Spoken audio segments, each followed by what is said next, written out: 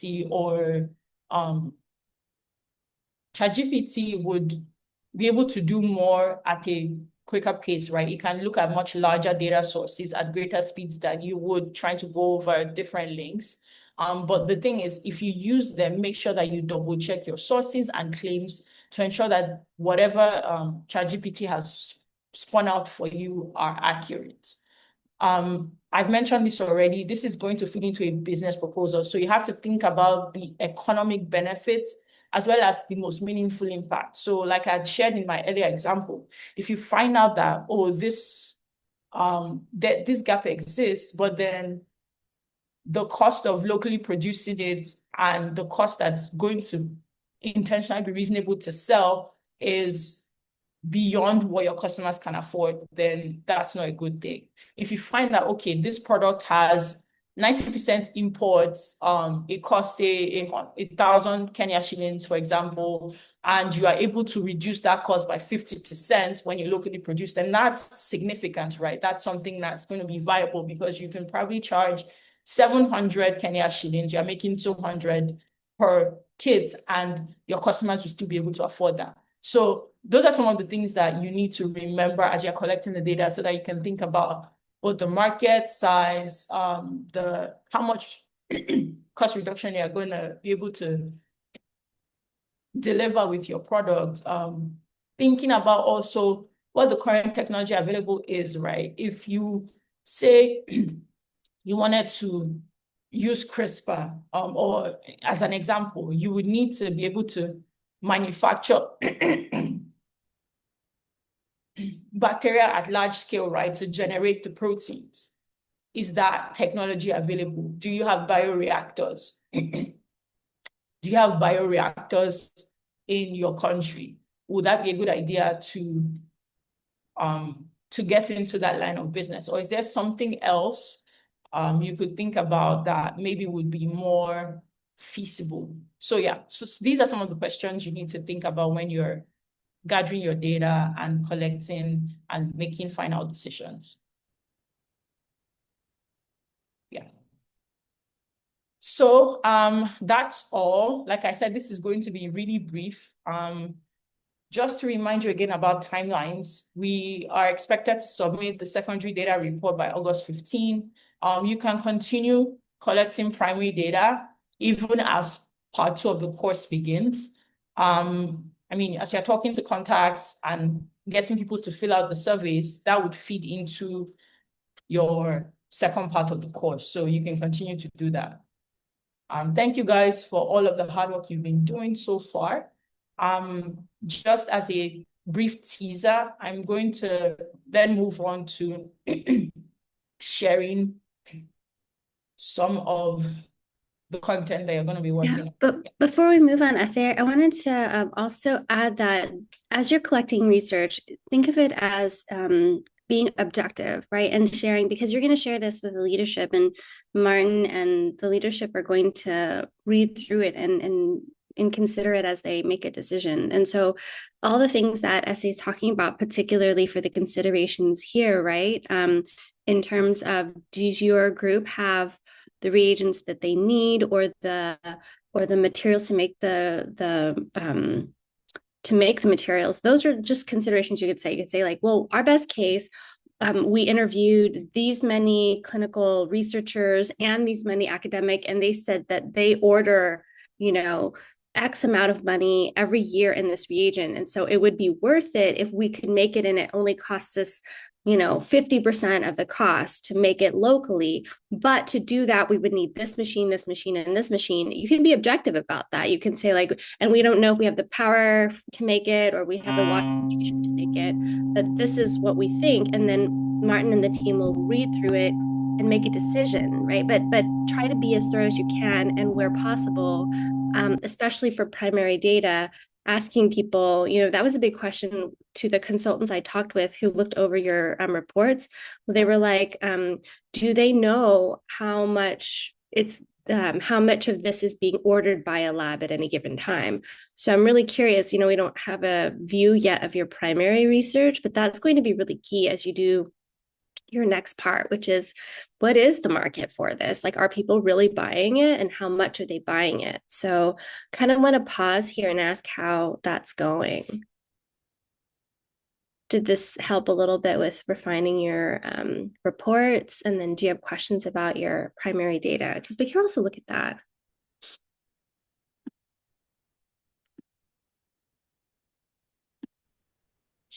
Yes, it did. Actually, it has given us a platform whereby we're going to look at all angles, especially on the issue of like the amount that they order and how much they order from outside, how much they order from within, and what are the available resources that can help maybe with the issue of in-country production.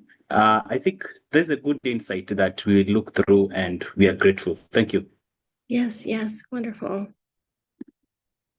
And I wanted to share too, we are looking at this document, y'all. It seems like you're doing a good job of filling out the sources so you can understand. I think one thing that would be helpful too is to add who it is that you're talking to, right? Like, are you talking to, we haven't filled out, I guess we have the role here, which is great. This is helpful. But part of it connecting with the person is then if we can create that network whenever it's time to have deeper conversations, then this can serve as a way for one another to have that info. So like here, this is great. This level of information is really helpful. So go ahead and keep filling this out and sharing it as a way to see who you're talking to. And you can match it with your secondary data. If you've found a group in the secondary data and you haven't yet talked to a human at that organization, that would be a great place to start as well. How is it going with the primary data? Do you feel like you're able to connect with people? Has that been difficult?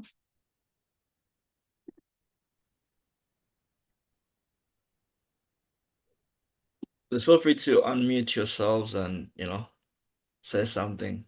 Or feel free to use the chat. Yeah, feel free to use Maybe I can speak from our experience from Team Kenya.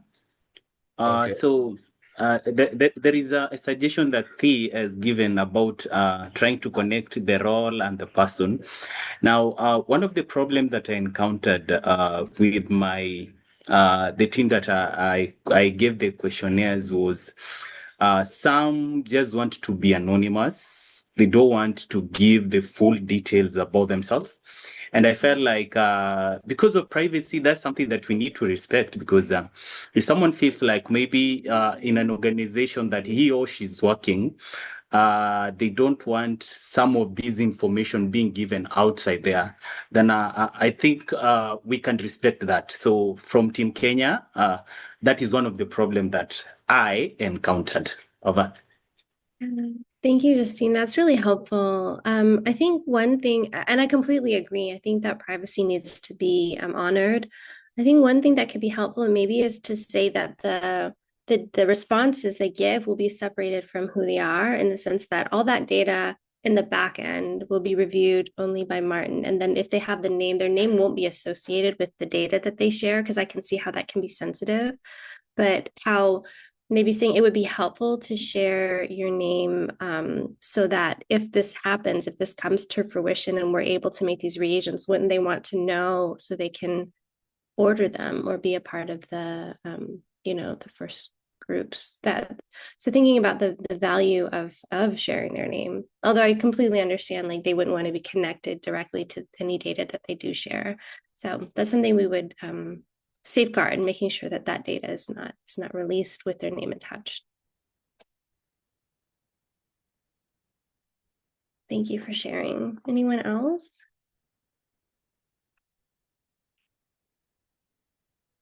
We have one in the chat. Is there any chance of extending the data collection time in Zimbabwe? We were affected by a public holiday. Oh, yay. Oh, well, hope you had a restful and a fun time with your holiday. Yeah, I think Martin, I'll leave that up to Martin because they're, making these business decisions and discussions with groups and such. What do you think, Martin? Yes, I think we can. Uh, is it referring to the secondary data or the primary data? Like the Oh, yeah. Chipo, what are you referring to? Primary or secondary or both? Primary. Oh, yeah. Yeah. Martin, what do you think? yes, I think we uh in the in the course outline we sort of like highlighted that like this is more of a soft deadline, so you can still keep the primary data coming in. Yeah, I agree. I think that's great. And it'll also inform the next part, which is the customer segmentation. And so I think the interest in getting the secondary research in as soon as possible is to understand the types of products that we might be looking at. And then the primary data kind of serve as the justification for that and a little more of the understanding in terms of actual ordering and usage and issues with ordering and that kind of thing. So yeah, for sure, I think, yeah, continue. And then there's a comment as well. Here in Uganda, we have been a bit slow about the primary data because we had no clear questionnaire to go out, but we're putting it into consideration. Great, thank you so much, Chaba. Or is it Ronald? My apologies. Did I say that backwards? I did, didn't I? In Vietnamese, it's the same. The last name usually comes first. So, okay, I should have known that. Thanks, Ronald. So maybe we could. I was thinking. I mean, based on No, the data we have at the moment, it looks like the teams from Nigeria have really done a lot of outreach. So I just want to maybe like spotlight one of the leaders. I think it's Joyce, maybe to share some tips and maybe tell us how they have managed to do that within the last couple of weeks. So maybe Joyce, do you want to unmute and say something about that? And also like, any team members from Nigeria as well. Okay, good evening, everyone. Greetings. I am Ivani Joyce. Um, hello. We can hear you, Joyce. Go for it. Okay, I am the group leader of the Nigerian Group 2, and concerning the primary data collection, it's been a little bit challenging, seeing to the fact that most of the time you reach into an institution and they tell you that working with the FAS program, the FAS program is supposed to send them an official document. That's a signed official document, confirm their partnership or confirm the fact that they have to release some information concerning their institution into the environment. But we really want to thank God because even though it has been really challenging, it's just with organization and constant communication with the team members, we've been able to see through primary data and equally the quantity we've done so far within a short period of weeks. And I just want to say it's all thanks to a collaborative team. Because with one spirit, I believe we can do a lot and actually reach areas where it seems to be difficult. Thank you. Thank you. Thank you very much, Joyce. And yeah, for the issue of like writing a letter, the team from Ethiopia reached out and were able to put together a letter for them. So yeah, in case you need one, you can, just let me know. I'll be happy to send you one. Actually, do you want to say something about that?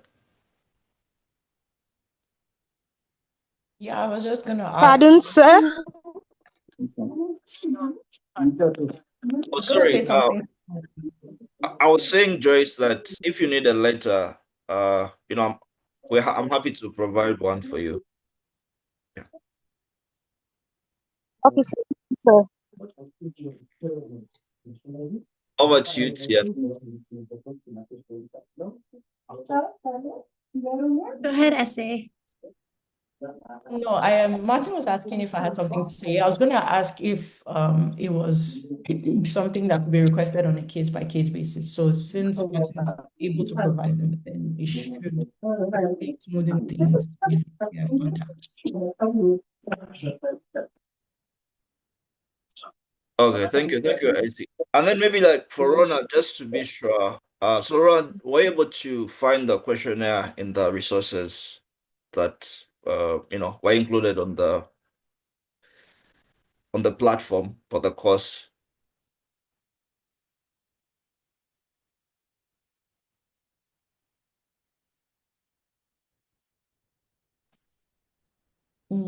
I was not to see this questionnaire, so I thought we are supposed to come up with our own questionnaires before. Then we collect the information. So do you see it now? Or do you want us to show you where you can find it? Yes, you can go ahead and show me if I can find it.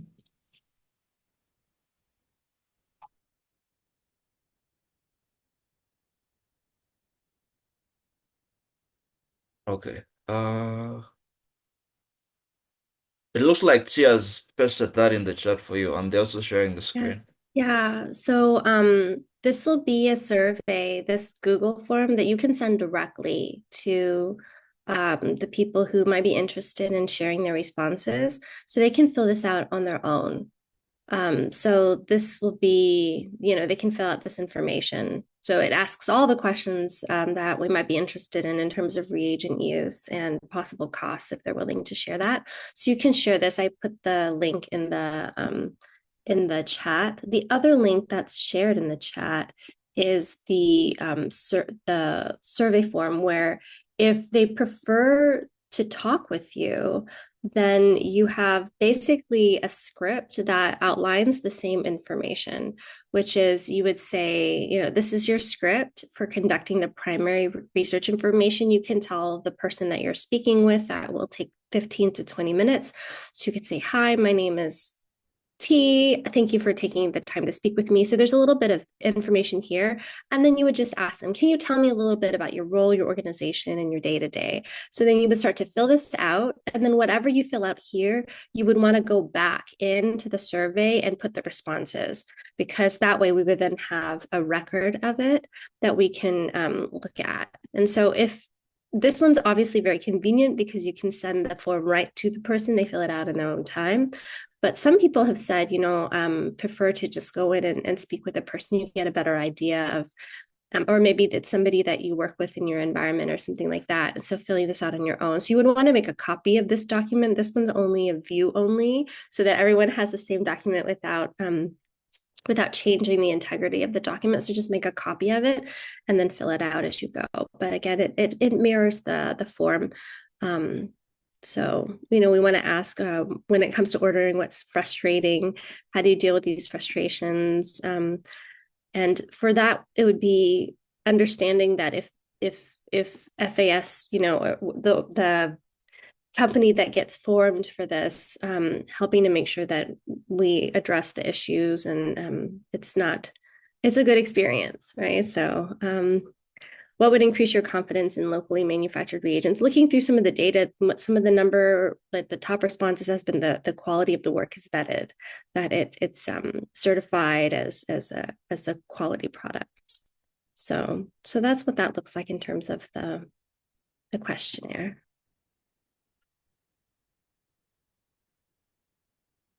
And then Siko says, it would be great if the deadline could be extended. I also have a few interviews scheduled for next week, and I've realized people are busy. Oh yeah, no problem. I think that's totally fine. I think that we have an updated essay. We have an updated timeline for the course as well, right? So let me put this up here.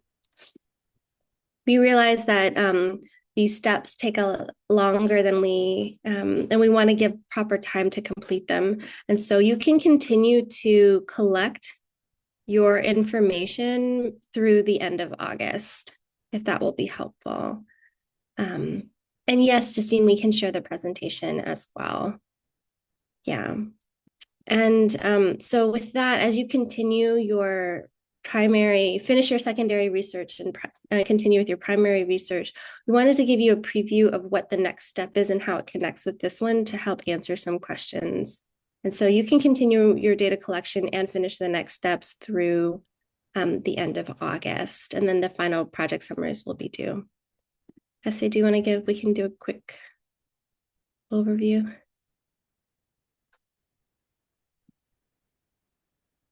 Yeah, sure.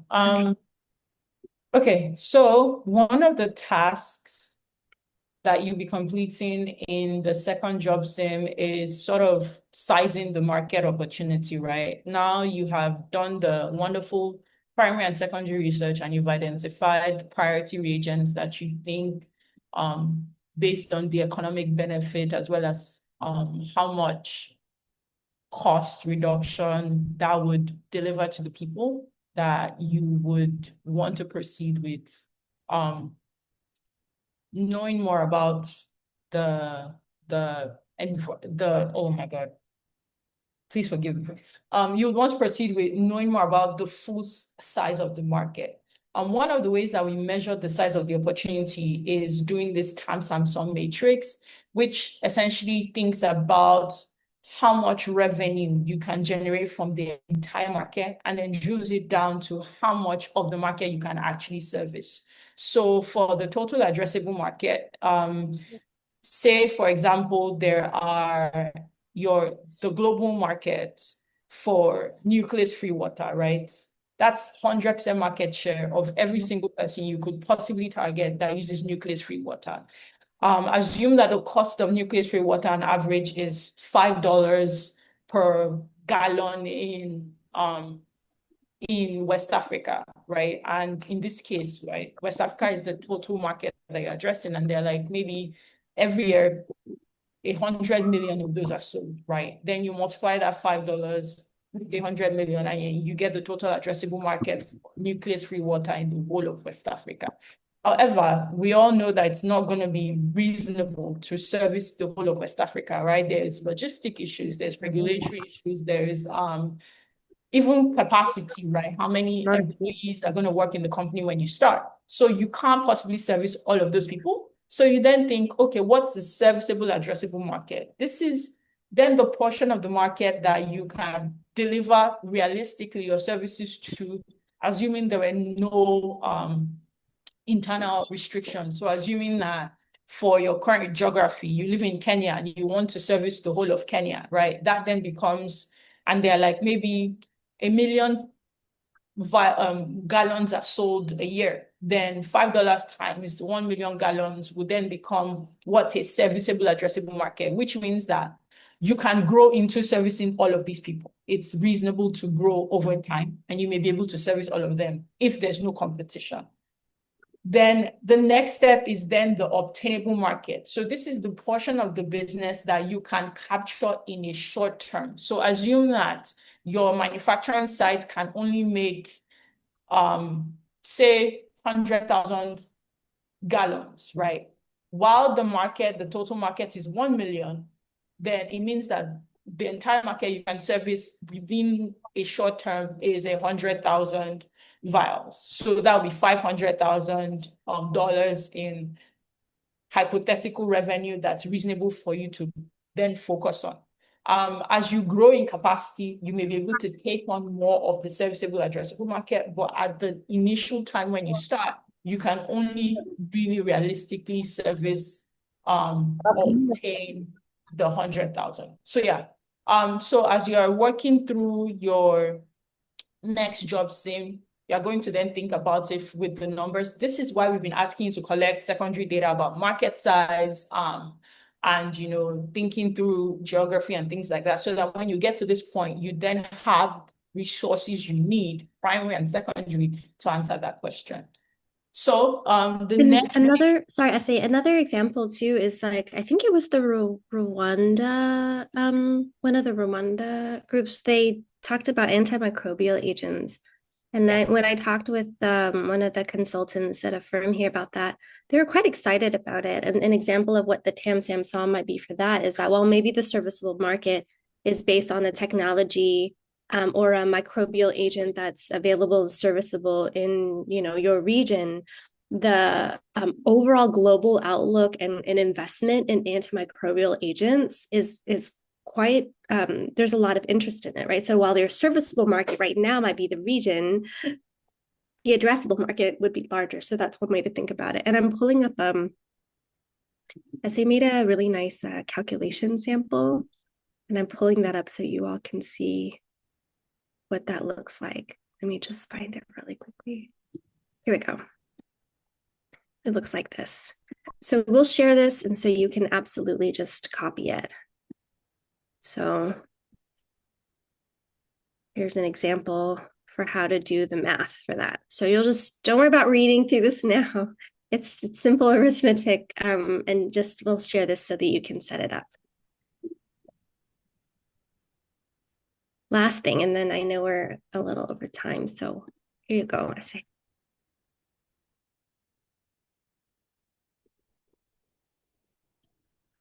Thing that you're going to be doing is defining your target customer. Like we said, right, when you think about serviceable, obtainable market, you realize that you cannot address every single possible customer, initially at least.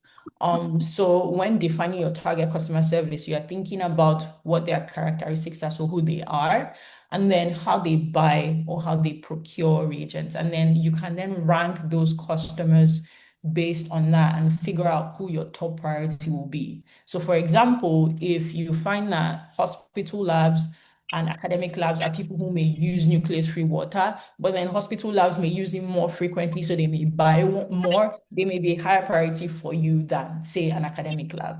I mean, same thing, you look down, demography, institution size, and research focus. If you are doing something that, say, genomic sequencing reagents, right? And there are, say, 1,000 institutions doing research and would use those kits, right? But in another area, so there are other people who still do genomics. There are people who do plant genomics. Maybe they may be an alternative for you, but they don't use as many or they use more frequently. So these are some of the questions you start to think about: who they are, what's the size, how much of the reagents would they typically use, and then what are the issues that they experience, right? Are they looking for high quality products?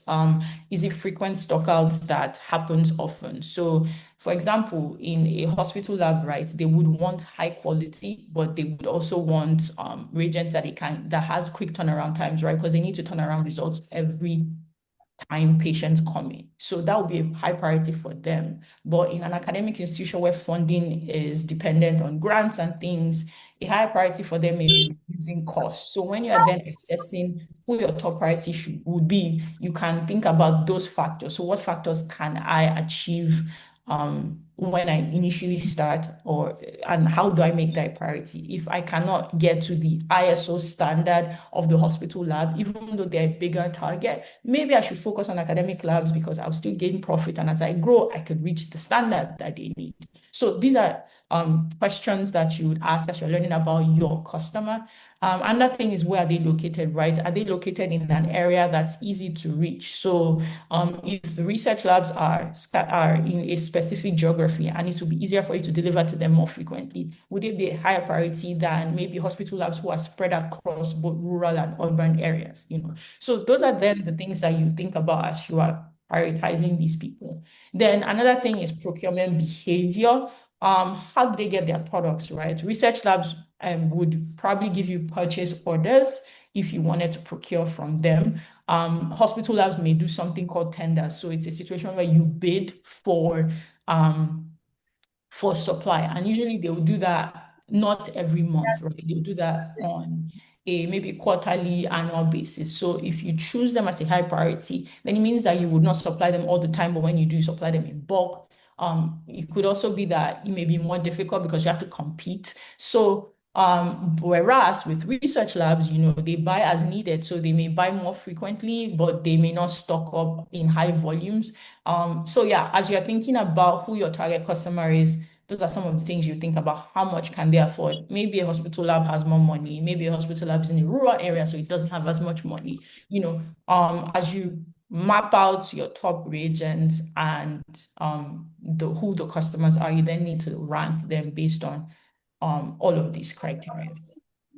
Yeah, so similar to what, the way this connects to primary research, someone's in a fun place. Okay.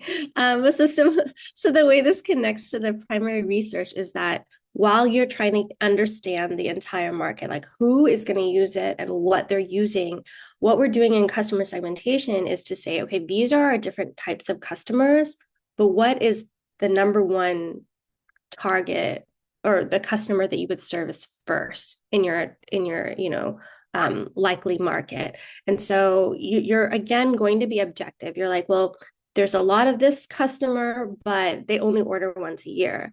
Or this group is all associated with the infectious disease center of my region. And so they actually could service this many people and spend this amount of money. And it would really help the region in terms of public health and diagnosis or whatever. So be objective. You want to define every segment that you can, and then say, based on this, I think the best one to start with would be this. And so again, you want to have the full view that connects to your primary research and your secondary research, and then like looking at your market, and make that recommendation. And so you'll want to present all the options. I think the last thing I wanted to share with you all is that we, as a part of it, are going to ask you to do what we call an environmental assessment as well, is to look at your particular region in terms of not only economics, but social, technological, and like political. So this is called a PEST analysis: political, economic, social, and technological. So looking at the likelihood that this adoption would take place in your environment. So that's what it will look like. There'll be 2 analyses that will be shared with you. We're just finalizing adding a few videos to it, but this is what it would look like. Let me just show you.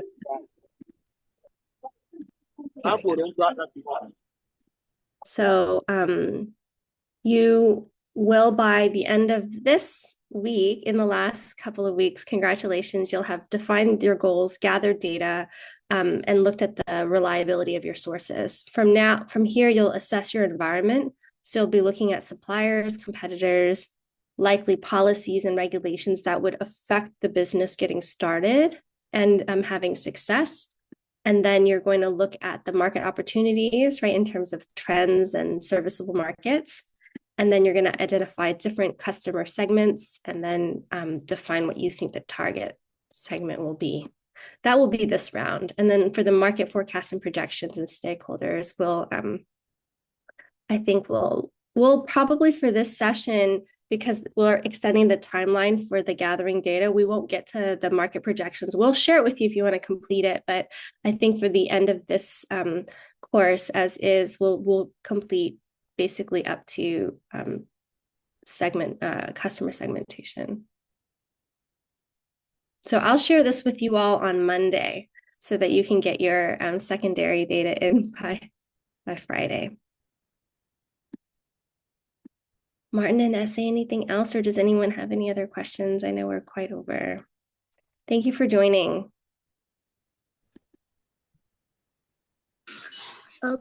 Please, I have a worry and I would like to channel it to the administration concerning data collection, both the primary and secondary data collection. Seeing to it that some of the groups have participants from different countries. Taking, for example, the Nigeria-Cameroon group, we have the Nigerians, the Cameroonians, and a Ghanaian among our midst. And if we are to focus on a particular product, let's say focusing on cell culture reagents, for example, I wish to ask that, do we target a particular country? Or let's say we do for Cameroon, we do for Nigeria, and we do for Ghanaian, since we all are part of the same group and we are supposed to focus on one goal. So that's my worry. if we are supposed to go for the three different countries that make up the group, or we target one country and focus on it alone. Thanks. Hi, Joyce. I guess I can take first stab and then Thea and Martin can chime in. So we know that those countries have similarities. And so some of the information you are going to gather would resonate across all. But that's the point of what we're doing, right? We can then think about the markets when you're choosing what to focus on. And I talked about geography, right? When you're doing environmental assessment, you can think, okay, this market, will it be easier to regulate here, or should we focus on this market instead? And then should we focus on Ghana? So you can gather information for more than one country, but then ultimately you will then justify what your priority is afterwards. You could also decide, I mean, I think in the initial goal of when we set up the groups, we wanted them to focus on Cameroon and Nigeria alone. But if you have Ghana participants and there's enough of them to do the primary research to get enough information such that you can adequately justify what you're thinking, then it's okay to do that as well.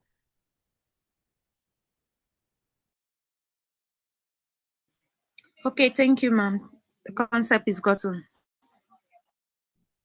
Martin, do you have anything to add there too? Because this will be in terms of, again, the goal, a secondary goal of all of this is to understand if we were to do a 2-week skills boot camp, what to focus the skills on so that you can go back to your regions and develop this. So think about it in terms of what kinds of like additional skill development you would like. And so it would want to be I think targeted to benefit the largest serviceable market. Yeah.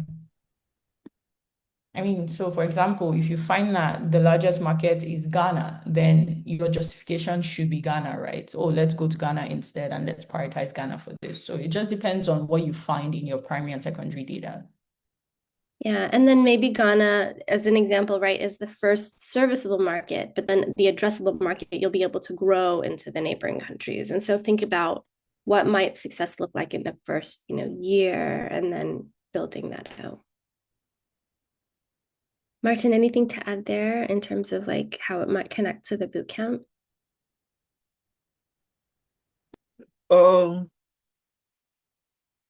I think you and Esa have sort of like touched the main points. So I think really the end goal is just to make sure that the data you are gathering is going to inform some next actionable steps, right? So I think that is that is something, we should always have at the back of our minds to ensure that the people going to be reading this will be like, okay, I think there's justification for why this is going to be done, and I think once we're able to communicate that, then yeah, we should definitely be set up for success.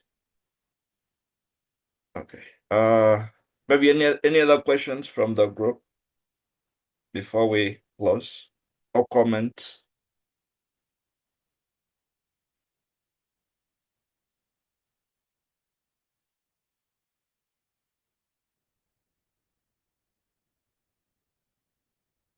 Okay. It looks like there are not any questions. Ace, do you have any last words, or T? No. Okay. I'm grateful to be on the call with you all in the evening time for you. So thank you for joining, and I hope you'll have a nice evening. Yeah. Thank you guys so much for all the hard work you've been doing on this. We see all the wonderful results already coming out and all the fantastic ideas. So we're excited. You're supporting not just your country, but probably the whole of Africa ultimately. So this is really important work, and I appreciate you putting in the effort. Yeah. And then there's Yeah. a question, about how do you know if your survey participants have filled out the survey, And if you would like to just email us, can you check if this person filled out the survey? Then either Martin, Essay, or I can check that it's been completed and can send a thank you or a reminder.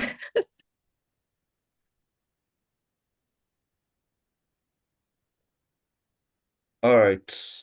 Yeah, so I've also recorded the call, so I will share the link after the call in case you want to like rewatch. Otherwise, thanks a lot, and yeah, have a great rest of the evening. Bye-bye. Okay, thank you. Bye.